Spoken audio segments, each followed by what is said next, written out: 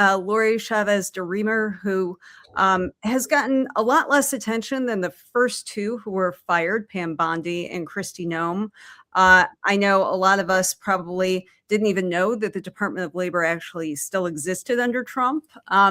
But she has had her fair share of scandals. They just, I guess, perhaps have gotten drowned out by all the other scandals in the administration.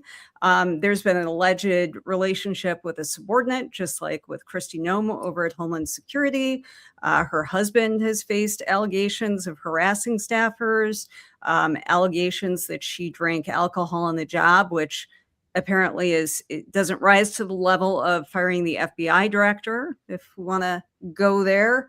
But she chose to resign instead of being fired. So that makes this a little different. Edwin, what's your take on this sad saga and what it all means? I think in an election year, if you're a president and your cabinet is blowing up and they're all, we've had 3 now leave, that is a terrible sign for your management of the country, right? Terrible sign. Instability, chaos, and the inability to choose talented people to run the country. And it's just painfully obvious. You're absolutely right to point out that the people who've left are the women in his cabinet. But I'm not going to say they didn't deserve to be fired. They all surely did. There are amazing, talented people in this country, and none of them want to go to work for Donald Trump. So he's picked these horrid people. And look, the Labor Department is there to make sure, to look after the working men and women of this country, to make sure that their working conditions are good, that they are treated, like human beings, that they're protected. And while Donald Trump's president, we have reinvigorated child labor. We've gone back 100 years. We do not look at the conditions that people are working anymore. We don't care about them anymore. And so all she could do is sit in that office and have her subordinates bring her bottles of wine, I guess, or go to a hotel room and order them to bring her a bottle of wine, I guess is what really happened. I mean, this is not looking out for the working men and women of America. They don't care. And that is just example after example after example from this administration.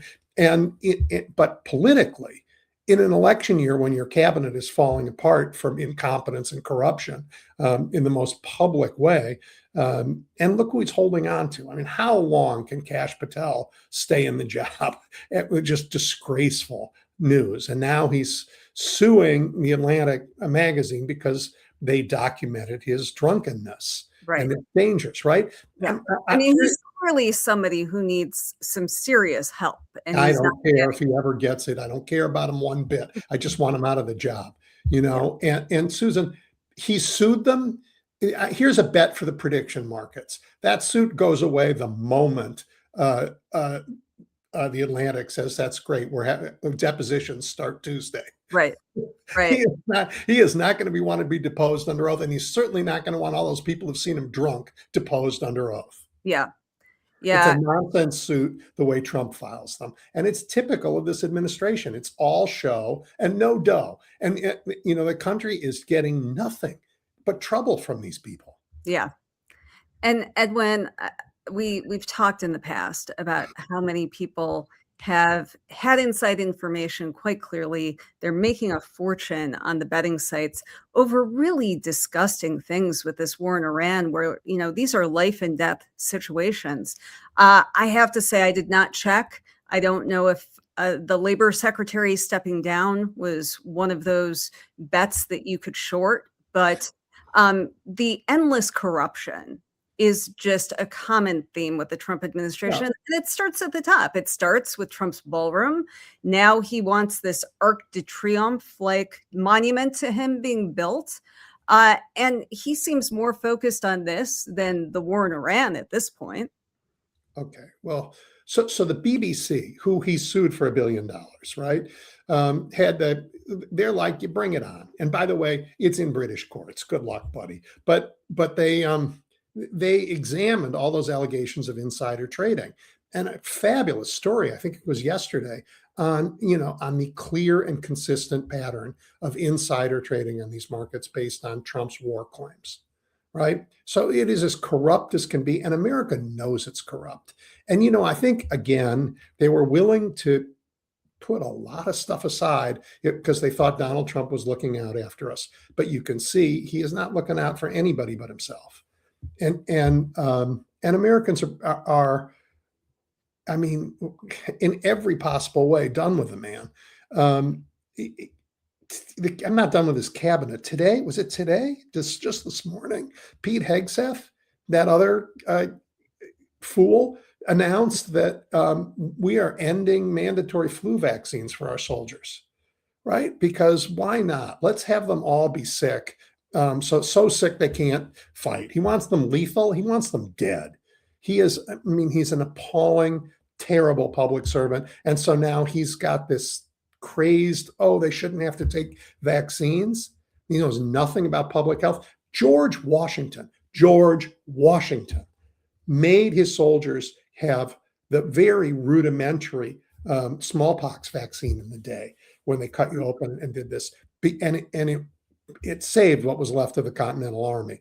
So the man doesn't know his history. He doesn't know his science, and he surely doesn't know warfare.